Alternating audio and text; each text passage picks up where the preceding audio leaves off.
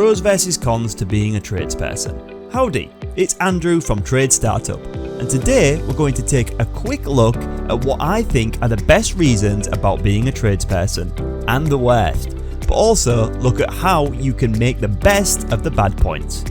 Invariably, tradespeople are self-employed or work for someone on a subcontracting basis, so the list is going to work on that basis. So here goes. Pro 1. Great income. Demand is high for trades in many developed countries around the world, so this has pushed the wages right up. What's great too is that you usually get paid based on results, so if you choose to work more efficiently, work with fewer breaks or start extra early, that makes a big difference to your pay.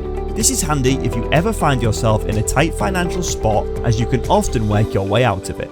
Pro 2. Flexible hours. Likewise, if you work efficiently, extra hard in the time you're at work and you've done what you were expecting or required, then you can be home at a reasonable time to still have a life in the evenings. Although certainly for me, it's too tempting to push on jobs and earn some more. You can arrange your holiday dates and lengths to suit you. Want to work a late one Thursday to have Friday off? Then you can. This is increasingly helpful with the demands of a young family. Pro 3. Rewarding work. Exactly that, it's rewarding. You have something physical to show for your day's graft, and in a domestic environment, you make a difference to people's lives by improving their homes. Customers genuinely appreciate a nice job. It keeps you fit and healthy, and many surveys suggest that tradespeople are the happiest of workers. Pro 4. Tax savings. There are incentives and tax savings which can save you a nice amount, perfectly legitimately and all within the law. One simple example, you can offset the cost of your vehicle, your fuel and your clothes worn to work by declaring them as expenses. As you only pay tax on profit effectively means you pay less tax. Rates and specifics obviously vary from country to country, so check with your government website or speak to an accountant. Pro 5. Work anywhere. You can utilise your skills anywhere in the world. Unlike learning a job role for an employer which often ties you down to a specific company or organisation, you will learn skills that can be carried with you from job to job, location to location. You have a set of money-making skills that will always be of use and in demand. Now onto the cons. Con 1. Waiting for money. Domestic customers usually pay straight away, but builders and contractors can take a little longer. It's a worry if invoices go overdue and can make managing cash flow a little tricky sometimes, so be strict with your invoice terms. Don't show slack or you may be taken advantage of. Find good, regular paying customers if you can and stick with them, keeping them happy. Con 2. Injured illness means you can't work. Yes, that's true, and if you're self-employed, there's no sick pay, and the days of pulling a sickie and still getting paid are history. Short-term sickness is going to happen on occasion, although if you're like most self-employed, you'll tend to soldier on as the incentive of upholding a busy schedule and not wanting to lose money will be driving factors. That's why it's important to keep some money tucked away. Long-term illness is more the worry here. There are ways to protect yourself though. You could take out some income protection insurance, or my approach has been to have 2 to 3 guys working for me so that the business still ticks along without me, meaning I don't let regular contacts down and still make some money too. Con 3. Not enough work or quiet patches. This is always a worry, but one that has thankfully never been an issue for me. Yes, it can be quiet sometimes, just after Christmas for example, whilst projects are getting going again. Occasionally lulls will come, but keeping a diary and spotting them in advance if you can is helpful. That way you can react to fill in the gaps.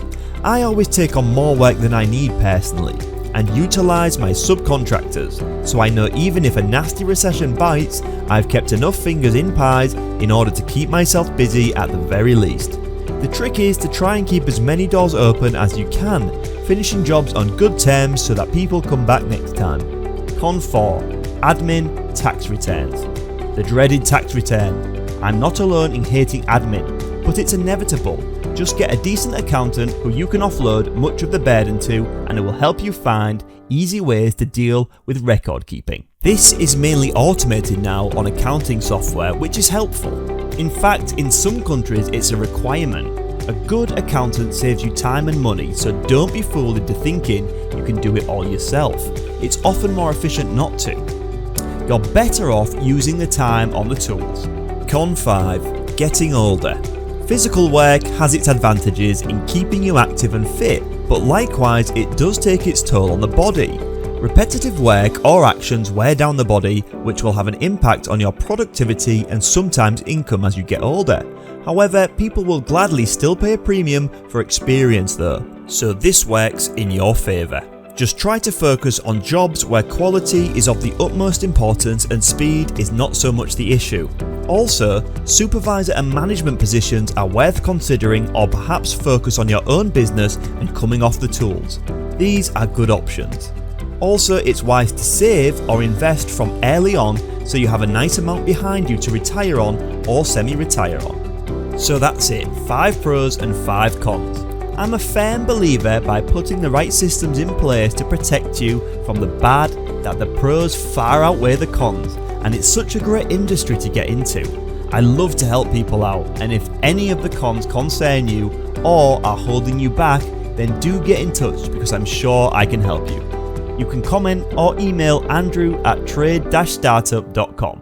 Now, if you're interested in getting into a trade career as a school leaver or career changer, do get in touch. Leave a comment below, or you can visit trade-startup.com in the link below to find great resources to help kickstart your career and actually make it happen. We've compiled some free info packs for each trade, detailing how to get trained, personal attributes required, what a typical working day would consist of, what the pay is like, tools you need and their costs, and more. They're a really useful guide if you are thinking of taking up a trade but just not sure how to go about it. Just head to the website trade-startup.com and select the trade or trades that interest you, and we'll email it over, no charge. Please like the video if you thought it was informative, and also subscribe to get notifications of our other great videos designed to help budding tradespeople set up and on the road to success. Trade-startup.com